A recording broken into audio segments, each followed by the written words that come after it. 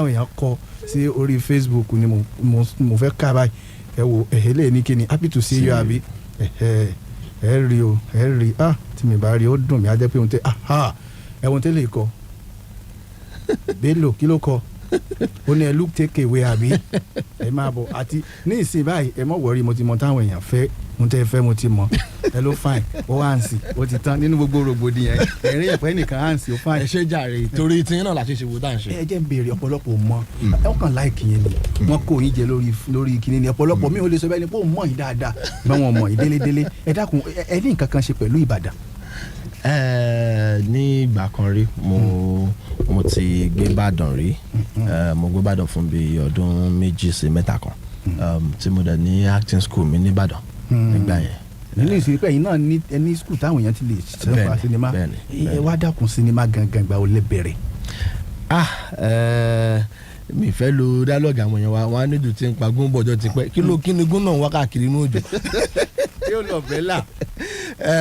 ṣe rí ìrìn àjò mi sí ìdíṣẹ́ sinimá àbí theatre ó jìn torí tí n bá ní kí n mú ní in a non-professional manner máa mú pé ó ti ń lọ bí 30 years but tí n bá ní kí n mú ní professionally máa mú pé ó ti ń lọ bí almost 21-22 years now. 21 fíìmù àkọ́kọ́ yín àbí kí ló sún yín débẹ̀ ṣe ẹ fúnra yín rìn wọ́kọ̀wọ́kọ̀ débẹ̀ ni àbí ẹ̀kan rí kankan pé. ṣé mọ̀ pé wọ́n ní bí àti wáyé páàrí láàrí ọ̀tọ̀ ni téèyàn bá kà ní iléèwé ọ̀tọ̀ ni tálẹ́ǹtì tí Ọlọ́run fi fún oníkálukú tálẹ́ǹtì yẹn òun ni àròpọ̀dà nígbà tá a kàwé tá a gboyè tán ní ti ẹ̀kọ́ ìmọ̀ ẹ̀rọ ìjìnlẹ̀ elect anoda kí ni tó lè ṣe fúnra rẹ̀ òun ló sún wa dé ìdíṣẹ́ tatakoda internally kí ni ẹ̀bùn t'Ọlọ́run fún ẹ òun la àròpọ̀dà ẹ̀bùn t'Ọlọ́run fún mi rè jẹ́ kí n tẹ̀lé. ṣé ẹ gba fọ́ọ̀mù lọ́bẹ̀ ni àbí ẹ kàn pé ẹnìkan tó connect yín. ṣé wàá rí bí ìrìnàjò ṣe rí mo bẹ̀rẹ̀ pẹ̀lú iṣẹ́ sọ̀rọ̀sọ̀rọ̀ pẹ̀lú ọ̀gá mi kan pè ní Jare Ayo Martins nígbà yẹn ní NTA Channel 10 a máa ṣe program kan gbà yẹn pè ní Night Out on 10 a máa pè so ibẹ̀ ni mo ti bẹ̀rẹ̀ pẹ̀lú Jare Ayo Martins from there ni mo dọ́dọ̀ Yomi Fashilanso mo wá bẹ̀rẹ̀ sí àwọn seminars workshops oríṣiríṣi nípa bá ṣe ń ṣe sinimá bá ṣe ń ṣe fíìmù. kí wọ́n fẹ́ sọ báyìí ẹ sọ̀rọ̀ bọ̀dá Yomi ṣé ọ̀dọ̀ Yomi lẹ ti kọ́ pákéjì ni àbí ẹjọ́ dáàdì yìí. ṣe mọ̀ pé ó dàbí àwọn tó bá jẹ́ Christian wọn á mọ̀ nípa sórí Elijah àti Elisha nígbà tí Elijah ń lọ ó fún Elisha ní kíni téèyàn bá báyàn rìn èèyàn lè bọ́rẹ̀ mi rìn kó sórí burúkú látara ọ̀rẹ́ tó bá bá rìn èèyàn dẹ̀ lè bá èèyàn rìn kó sórí látara èèyàn tó yàn bá bá rìn sọ tó máa ní pé kéèyàn sọ ní bá rìn kéèyàn sọ ní bá rìn bíbá tí mo bá Yomi Fashilanso rìn mo kọ́ ẹ̀kọ́ tó pọ̀ látara wọn téèyàn bá dẹ̀ bá olóríire rìn tó bá fọ̀nà oríire hàn yàn náà èèyàn á tún wá jókòó gẹ́gẹ́ bí ọmọlúàbí tán bí lére tán léere àwa fi gbogbo ẹ̀ àwa pàkéjì ẹ̀mọ́ làwọn àtúnra ẹ̀bí. ìbéèrè pọ̀ tí mo fẹ́ béèrè ṣùgbọ́n ẹ jẹ́ kí ọkọ̀ tún dé ọ̀dọ̀ àlejò wa kejì ẹ bá ń dárúkọ yín lẹ́ẹ̀kan sí fọ́ọ̀mù Nàìjíríà. orúkọ mi ni Ọlọ́ládé Ebong Ọlọ́ládé àwa mọ̀ yín ọ̀pọ̀lọpọ̀ àwọn èèyàn náà tó bá mọ̀ nípa sinimá o tán mọ̀ pa àwọn tán produce sinimá tó jẹ́ ojúlówó àwọn kan bẹ òjònádé tán dàgbẹ̀ kò yé wọn kàn dà bọ́ lójú ọ̀yọ́ ní orí YouTube nìkan wọ́n ti mọ fúnra wọn náà ti mọ advertise YouTube wọn ẹ lọ wo ṣùgbọ́n sinimá tó dà wá kankan àdàmọ̀ ìgbà wo gangan lẹ ti sún síbẹ̀ kí ló fún yín ní impression ìpè tẹ́ bá lọ ọbẹ̀ ibẹ̀ ni Google sì wà. ẹ ṣe nǹkan tí màá kọ́kọ́ sọ ni pé ilé tí a gbé wá yìí ọ̀gẹ́rẹ́ òun ni alákọ̀ọ́kọ́ tí a máa kọ́kọ́ gbé lọ sí sinimá but mo ti ń ṣe àwọn iṣẹ́ míì before now tí kò tí ì lọ sí sinimá and àwọn nǹkan tí a wò tá a fi sọ pé léyìí gbọ́dọ̀ lọ sí sinimá ni pé tẹ́ bá rí ilé ayé tí ń sún kò sí ní bó ṣe wà tẹ́lẹ̀tẹ́lẹ̀ so and another thing again tí màá tún fẹ́ sọ ni pé ṣe mọ̀ àwọn èèyàn ti wò pé iṣẹ́ òyìnbó nìkan ni ó lè máa lọ sí sinimá ṣùgbọ́n àwa wò pé rárá àwọn iṣẹ́ titi wa náà tó jẹ́ ti Yorùbá titi wa náà ó jẹ́ kó lè lọ sí sinimá ìyẹn kan and kí ni nǹkan tó fà á tó ṣe gbọ́dọ̀ máa lọ sí sinimá ni pé a gbọ́dọ̀ kọ́ àwọn èèyàn ní àṣà wa a fẹ́ káwọn èèyàn rí bí àṣà wa bó ṣe sweet tó bó ṣe dá tó bí nǹkan tán lè kọ́ ń bẹ̀ òun ni a ṣe wí pé ẹ fi gbé wá báyìí ọ̀gẹ̀rẹ̀ àbí ọ̀gẹ̀rẹ̀ ẹ dákun orúkọ yín lẹ́ẹ̀kan sí. Ọlọ́ládé Ebong. ẹ nífẹ̀ẹ́ Yorùbá. bẹ́ẹ̀ni ọmọ Yorùbá ni mí. ọmọ Yorùbá ni yín.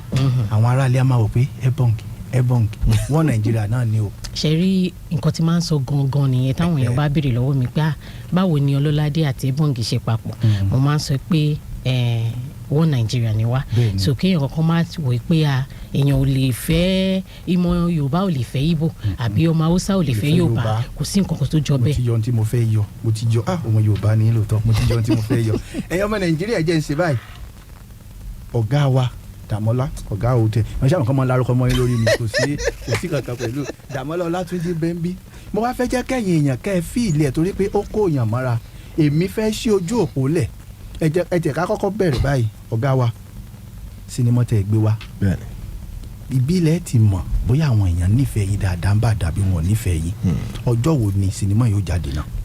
ọ̀gẹ́rẹ́ ń bọ̀ sí gbogbo sinimá káàkiri Nàìjíríà ní on the 22nd of December ọjọ́ 22 December yìí ni yóò bẹ̀rẹ̀ sí máa show ẹ̀ ní sinimá gbogbo sinimá pátápátá tó wà ní Nàìjíríà láti máa show ẹ̀ mo dẹ̀ fẹ́ káwọn èèyàn mi àwọn olólùfẹ́ mi kí wọ́n bá wa jáde kí wọ́n bá wa wò ó ṣe rí ọ̀tọ̀ ni pé à ń ṣe sinimá ọba ń ya wèrè àwa ń sáré kiri jáde ọ̀tọ̀ ni pé à ṣe sinimá tí èèyàn ní lè sọ pé mo kópa nù sinimá yìí sinimá ilé ìgbọ́ngbọ́n kan sí sinimá tí a lo latest equipment táwọn òyìnbó ń lò ní Hollywood òun la fi yá láti bi picture lẹ́ẹ̀tì dàmọ̀ láti bi sound tó ń jà láti orí audio lẹ́ẹ̀tì dàmọ̀ ẹ rí i pé ilé ìyàtọ̀ ọ̀pọ̀lọpọ̀ ló wà ń gbà tá à ń jẹ́ pé adúrò owó tó pọ̀ tó báyìí lẹ́ná lórí sinimá Yorùbá àwọn tó ń ṣe lápẹ́lẹ́ kankan tó ń ṣe kankan wọn ọ̀nà tó báyìí kí ló tẹ̀ náà wọ́n sọ fún wọn pé eléyìnbó wa ni whatever is well done at all is well doing well ó ní nǹkan tí à ń gbọ́dọ̀ láti ṣe pẹ̀lú sinimá Yorùbá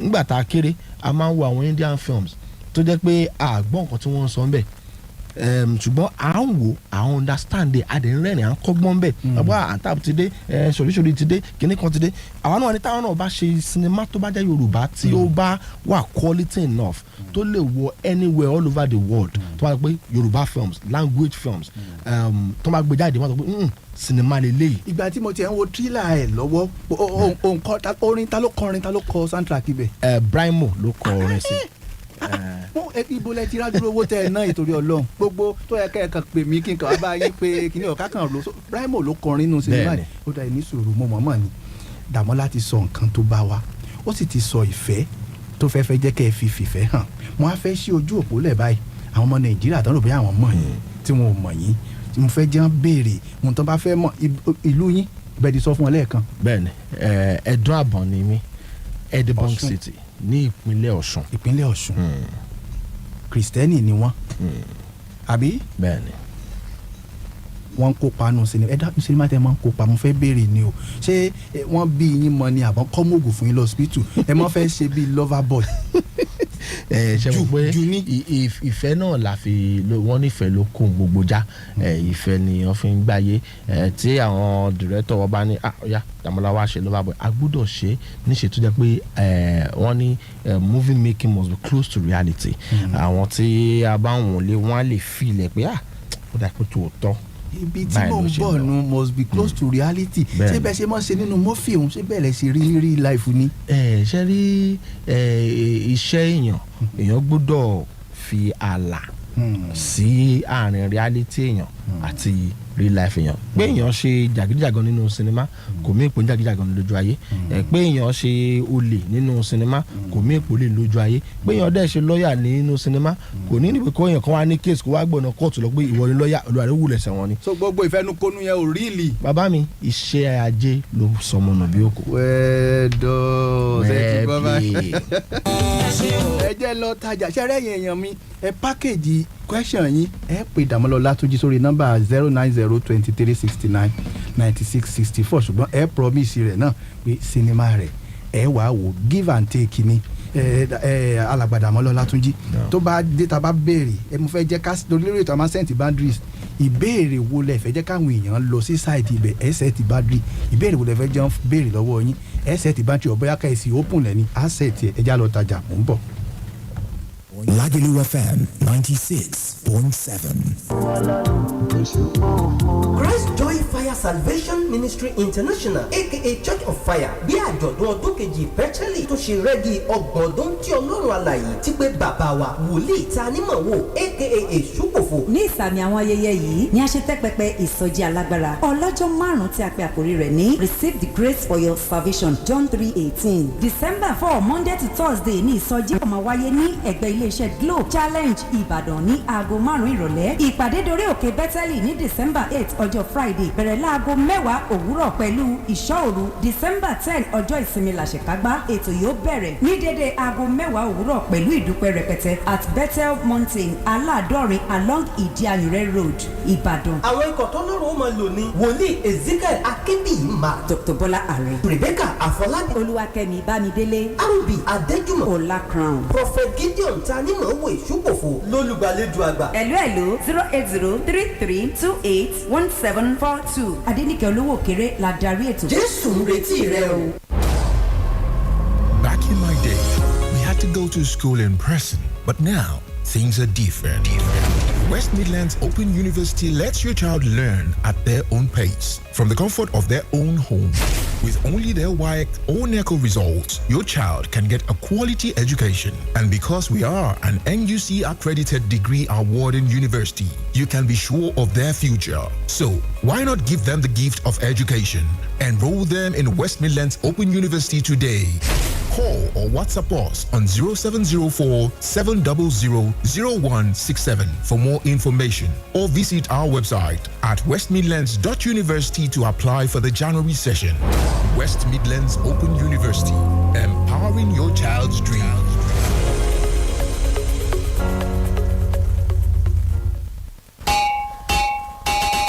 èrè kó èrò ọ̀fà JLK ló rán mi sí yín o. JLK Empire ti bẹ̀rẹ̀ bonanza ẹ̀bùn yàfùnyàfùn lẹ́ẹ̀ma gbà tẹ́ ẹ bá ti ń rajà nílé iṣẹ́ JLK. JLK Empire ń toríṣiríṣi fóònù bíi iPhone, Samsung, Tecno, Nokia, Infinix, Itel, Oppo, Vivo àti bẹ́ẹ̀ bẹ́ẹ̀ lọ. Bẹ́ẹ̀ la ń ta laptops and accessories, JBL speaker ọ̀gbẹ́yìn pẹ̀lú games at accessories. Ẹgbẹ́ First Bank Challenge Ìbàdàn ní JLK Empire gún wá síbi ọlọ́ba. Kò pín síbẹ̀ o. Ẹ tún lè ra fóònù nípasẹ̀ AC Buy lọ́dọ̀ wa. Ẹ má gbàgbé o. Bẹ́ẹ̀ ṣe ń rajà lọ́dọ̀ wa látọjọ́ kìíní oṣù kejìlá di ọjọ́ kọkànlélọ́gbọ̀n oṣù kejìlá ọdún yìí December 1st to 31st. Lẹ́ẹ̀mọ fẹ̀bọ̀ táàbọ̀ àṣefàjẹ́. Iléeṣẹ́ JLK Empire wà lẹ́gbẹ̀ẹ́ First Bank Challenge Ìbàdàn. Ẹ tún lè tẹ̀lé iléeṣẹ́ JLK lórí Instagram pẹ̀lú JLK Empire Phones and Gadgets. 0805-719-7594. JLK kórè dà sílẹ̀ mọ́ ìdíje eré bọ́ọ̀lù aláfẹsẹ̀gbá ilẹ̀ adúláwọ̀ AFCON orílẹ̀-èdè Côte d'Ivoire ni ó ti wáyé lọ́dún 2024. ọ̀pọ̀lọpọ̀ olólùfẹ́ eré bọ́ọ̀lù ló ti wá ń gbáradì láti lọ fojú kán ní àwọn ìràwọ̀ agbábọ́ọ̀lù tó ń ṣe bẹbẹ nílẹ̀ adúláwọ̀. àǹfààní irú èyí ni You Fit Fly wá gbé wá fún gbogbo wa láàrin ọjọ́ 13 oṣù kínní sí ọjọ́ 11 oṣù kejì ọdún 2024. láàrin oṣù kan gbáko ìgbádùn ilégbèé tó fi mú oúnjẹ àárọ̀ breakfast lójoojúmọ́, road and flight trip to and from match venues, AFCON souvenirs alongside free match tickets are all what you stand to enjoy. Registration is ongoing now and will end on November 30 at You Fit Fly office, number 36A, Toyin Street, opposite IBIS Hotel, Ikeja, Lagos. Telephone 0810-638-2165. Or better still, log on to www.youfitfly.com. AFCON Côte d'Ivoire 2024 trip with You Fit Fly. Terms and conditions apply.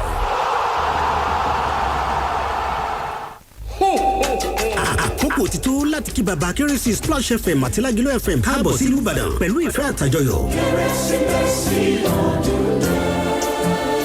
Baba Kérésì ti kó àwọn ẹ̀bùn tó jọjú bọ̀ wá fáwọn èwe. Ọjọ́ kìíní oṣù kejìlá ọdún yìí ni baba Kérésì ó kalẹ̀ sínú ọgbà ilé fún Báláú fẹ́lẹ́lẹ̀ nílùú Ìbàdàn. Òun lẹ ti gbọ́ yẹn o, ìpàṣẹ baba Kérésì ti Splash FM àti Lagelu FM tọ̀tẹ̀ yìí yóò tún lárinrin ju ti tẹ́lẹ̀ lọ. Àwọn gbajúgbajà agbóhùnsáfẹ́fẹ́ ìkànnì Splash FM àti Lagelu FM yóò máa farakínra pẹ̀lú àwọn ìwé láti dá wọn lára yá bí wọ́n ṣe ń gbẹ̀bùn ẹgbẹ̀rún mẹ́ta owó náírà 3,000 naira lówó ìwọlé.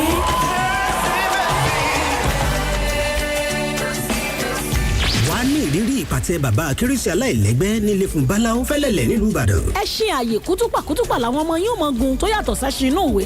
ẹ̀yin òbí ilé ìwé ilé ìjọsìn lájọ olóṣèlú ẹlẹ́gbẹ́jẹgbẹ́ àti bẹ́ẹ̀ bẹ́ẹ̀ lọ ẹ wá kájọ ṣàṣepọ̀ ti bàbá kérésì yìí a ó sì tẹ́ yín lọ́rùn. fún ìbéèrè tàbí láti ṣonígbọ̀wọ́ pe lérè sórí 0703-457-9993 blessing 0805-699-8703 tàbí kẹ́ẹ̀kan sí wa ní ilé fún báláú fẹ́lẹ́lẹ̀ nílùú ìbàdàn. ìpàtẹ bàbá kérésì ti Splash FM àti Lagelu FM 2023 ọdún àyàbò. mọ́mì wa ṣèbẹ̀ mọ̀ wípé mílìkì ń bẹ nínú mílò. mílò active go tí àwọn ọmọdé fẹ́ràn gan ń fún wọn ní ìdá 15 káṣíọ̀mù tí wọ́n nílò lójoojúmọ́. káṣíọ̀mù ń jẹ́ kí egbò àwọn ọmọ le ó sì ń ṣe wọ́n láàyè àǹfààní mìíràn. mílò okun láti tẹ̀síwájú. mílò. èmi ni tí ń jẹ́ mi ní wàhálẹ̀ yìí. ẹni tó mọ ní ìṣàgbá àti máa ń ṣe ní CAC mẹ́síkà tó wà ní òṣèjẹ́rẹ́ lójú ọ̀nà ìfẹ́ sí Ìbàdàn. ó tó yá ní òbàdí àdúrà fi kẹ́rọ̀ kan olóṣù mẹ́ta yẹn o. 72 hours with God. má jẹ̀mú àánú tó dájú lórí wòlíì. ẹ̀ẹ́dẹ̀ ẹ̀ta ìwé òjò bàbá ìsọjí orí afẹ́fẹ́. ó ṣe tó fẹ́ palẹ̀ ìdíwọ́ àti ìdẹ̀nàmọ́ kúrò níwájú oníkojúkọ. wọ́n fi pe àkórí eléyìí ní kò sí ìdádúró mọ́. látọjọ́ Friday 8 December tó fi máa di ìdájẹ́ kùtùkùtù lọ́jọ́ Monday. ní ẹ̀mí Ọlọ́run alààyè yóò fi máa palẹ̀ ìdíwọ́. tí ò jẹ́ lérí àti má jẹ̀mú Ọlọ́run ó ṣe fún ayé rẹ mọ́. nípasẹ̀ pé ẹ̀ lórí ọ̀pọ̀ ọ̀rọ̀ sí Ọlọ́run àtàwọn olórí ẹ̀ ní o. Adéyínká aláṣeyọrí Ìlàjà Akíntúndé Ọlọ́run sọ́bẹ̀. Dáre Mélòdì pẹ̀lú Dáre Justify. Wòlíì Tànú sọ̀rọ̀ lórí ẹ̀. Prophet Ebeta ìwé òjò bàbá ìṣẹ́jú orí afẹ́fẹ́ yóò máa ṣiṣẹ́ ìránṣẹ́ yanu ó máa ṣẹlẹ̀. Wákàtí ní nádùn ọmọ àjò. Látọjọ́ Friday 8 December. Táàbà tí wọ́n náà dún aláàgọ́ mẹ́sàn-án. Ìdájílọ́jọ́ Monday la ó ṣe orí ọ̀fẹ́ o. Láti wọ́rọ̀ ọdún padà tàbí ìpínlẹ̀ Ọ̀ṣun. Ọ̀sẹ̀jẹ̀rẹ̀ ni ẹ máa bọ̀ Mẹ́síkà. Bẹ́ẹ̀ lọ́kọ̀ ọ̀fẹ́ máa wà ní wọ́rọ̀. Challenge àti ọjọ́. Ó ní ṣe dádùn ọmọ lórúkọ Jésù. Lagelu FM 96.7. ẹ káàbọ̀ padà ṣé ẹ gbàgbé pàdé yín yẹn ẹ̀yin lẹ mọ̀ sí fine boy pàdé tiwa ni èèyàn tiwa ni pàápàá jùlọ nílé iṣẹ́ rédíò Lagelu yìí àti Splash FM àjọlẹ̀pọ̀ ó ní nǹkan tán gbé wá wọ́n fẹ́ jẹ́ kẹ́ ẹ show love ni wọ́n sì ń bẹ̀ lórí ètò wọ́n gbàgbé a sọ pé ó yẹ ká ṣe competition fáwọn onífújì méjì lónìí mẹ́ta ìgbọ́n nú mẹ́ta méjì ló yọjú kan bẹ lójú ọ̀nà bóyá ó dọ̀pù ní bóyá àwọn báńsà rẹ̀ ni ò tí ì tètè dé ẹgbẹ́jà ṣe báyìí fún àwọn èèyàn wọn torí pé wọ́n ti ẹnìkálùkù wòra rẹ̀ ràn wọ́n ti advertise ara wọn wọ́n ti package ara wọn kan tó dé tẹ̀ màgán bóyá ti wé ọṣẹ kẹ́ ẹ tó dé ọlọ́wà ọ̀dà ẹ̀jẹ̀ ẹ má bọ̀ ẹgbẹ́nu báyìí ẹ má bọ̀ ìṣẹ́jú kan ni ní ìsìn ọjọ́ mẹ́jọ lẹ́ wà o ọjọ́ mẹ́jọ ṣùgbọ́n àkànfẹ́ káwọn ará lè mọ̀ pé ẹ wá kọ́ mọ̀ lọ pé àwọn tó ti lọ ra dẹ́là torí tiyín kọ́ mọ̀ lọ pé àkàn rí ni lọ́jọ́ mẹ́jọ ẹrù tí ń bẹ lọ́rùn rẹ̀ mo rí pé o mú wá padà ara pákéjì náà ni àbí ó yá kí àwọn ará lé. mo ní kí n máa lọ ṣe mí tí màá rí àgbàlagbà tó jẹ́ rí i pé mi ò ní kí dókítà ìbẹ̀rẹ̀ ìgbéraga